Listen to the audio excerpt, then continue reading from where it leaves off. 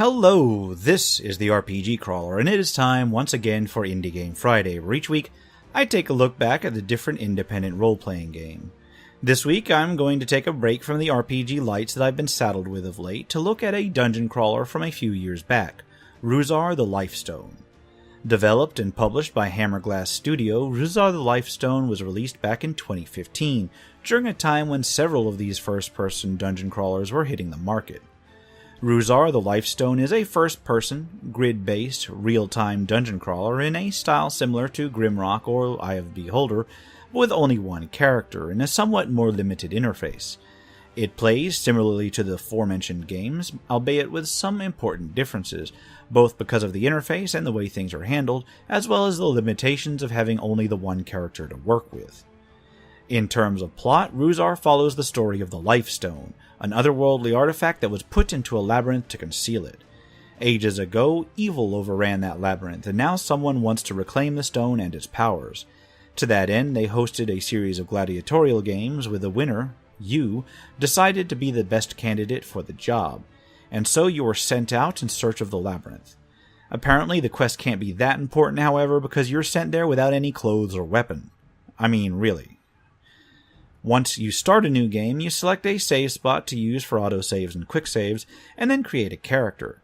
Character creation consists of simply distributing starting ability score points, each ability starting at level 8, and can go up to 20 during character creation, although this can be raised beyond that point during gameplay. There are 7 ability scores: Strength that affects melee damage and block chance, Constitution that affects overall hit points per level, Agility that affects armor class, dodge chance, crit chance, and ranged weapon damage, Endurance which affects how much you can equip and carry, Intelligence that affects how many spells you can memorize and the spell's damage, Spirit that affects the overall mana as well as the chance to resist poisons and spells, and finally Luck that affects the chance to find items on enemies. The character also has 2 main derived stats, hit points and mana, used to live and to cast spells respectively. You start with no gear and must rely on things that you find during your adventure. Fortunately, there are some guaranteed items that you can uncover relatively swiftly. Unlike a number of other games in this genre, however, loot is randomized beyond that point, so you will get other weapons and armor drops off monsters that you kill as you proceed. Characters can have a fairly decent number of inventory slots and can equip a melee weapon and a ranged weapon simultaneously, and simply toggle between melee, ranged, and spell modes during gameplay. Exploring the labyrinth is done on a step-by-step basis using the WASD keys, with your character's speed limited by their overall encumbrance and other factors.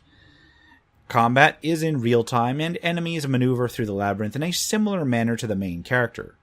Their movements and attacks are not locked to the characters, however. They have their own movement and attack rates, so this is another one of those games where you can dance around enemy tiles to avoid their hits. In practice, a number of monsters are actually encountered in narrow hallways, however, so the utility of this may be limited in certain circumstances. There are, as I mentioned, 3 modes, toggled by clicking a switch icon near the attack icon. These will switch between melee, that simply attacks with your currently equipped melee weapon, ranged, which allows you to select between equipped ammunition types and fire them with your ranged weapon, and spells, that allows you to switch between memorized spells and then cast them. The game does limit gear that you can equip based on abilities and overall character level, and it uses a spell learning and memorization system.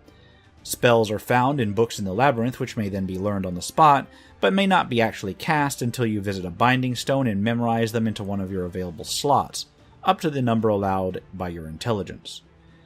Defeating enemies results in experience gain, and once you reach certain thresholds, you gain a level. Each level grants 2 stat points, which can be used to raise any ability score, even above the initial limit of 20, and once you reach level 5, you also get a skill point. Skill points can be used to either gain or upgrade skills in 3 trees: a fighter tree, a rogue tree, and a mage tree. There are no classes in Ruzar, so you can actually mix and match skills according to what you feel suits your playstyle, although you will have to actually progress through each individual tree. This can allow for a fair degree of customization, as one can imagine. During play, you may encounter other things in the labyrinth besides enemies. There are switches and secret buttons to activate, items to loot, and even NPCs to speak to. There's a merchant, for instance, fairly early in the game that can give you quests as well as buy and sell gear. There's also a campfire system. Rather than regenerating health and mana over time, or being able to rest just anywhere, one has to actually find a campfire, light it, and then stick around for a bit. Only then will hit points and mana regenerate over time. There are also a few other subsystems in the game. There is the Binding Stone system, which allows you to return to another Binding Stone that you've already unlocked when you use one. There's also a storage system that allows for non-inventory storage that can be activated from other places in the dungeon. These admittedly end up just being quality of life things that can help make the single character party bearable. Aside from that, in terms of gameplay structure, it's pretty open-ended. Dungeons and world areas are divided into discrete levels connected by stairs, but some levels connect to multiple other levels, allowing for a bit of open-ended exploration, provided you can muster the skills to do so. There's the usual assortment of puzzles and traps, which actually play a fairly large part in terms of gameplay, which was a pleasant surprise. Most of the dungeon crawlers I play focus so much on the combat aspect of the game that they actually miss out the exploration and problem-solving parts to some degree. I do have a bit of criticism, mostly having to do with the interface. Rather than having a free movement interaction with items, dragging them out of the inventory to throw them or pick them up as you might in a true Eye of the Beholder / Dungeon Master style game, you are limited to simply picking up items that are meant to be lootable, and you're only able to drop items when there's an interactable thing like a container or a pressure plate to put them on. You can destroy them to clear up inventory space, but that's beside the point. It makes the game feel a little clunky overall, although there is the added benefit that anything lootable sparkles, so it's easy to notice things that you can pick up, which could have been a pain in some other games.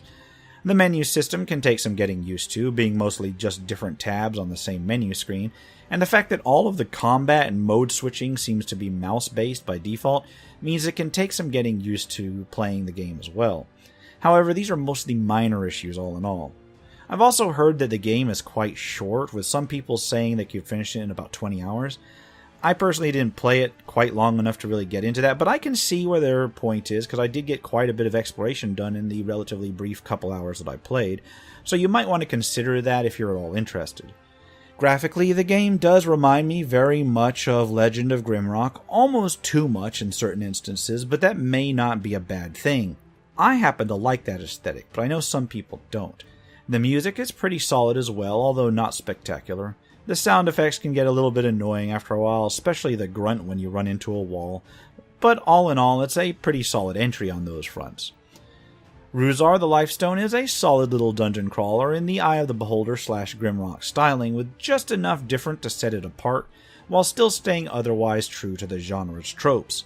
It's got a nice balance of combat and exploration. I would recommend it to people who do enjoy the genre, although perhaps if you can find it on sale, I'm not sure if it's worth the full price, although your mileage may vary.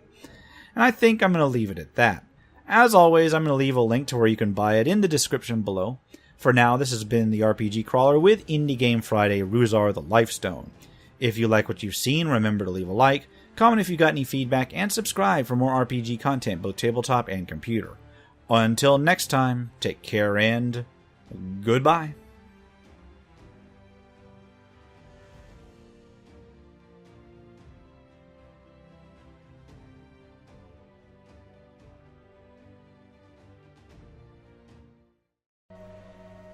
And if you're still watching this far, I'd like to take a moment to thank those who have supported this channel via Patreon or direct donations throughout the years, without which this channel could not have lasted as long as it has. For those who are feeling particularly generous, you can still support my work through Patreon and now through Subscribestar as well, through the links in the description below.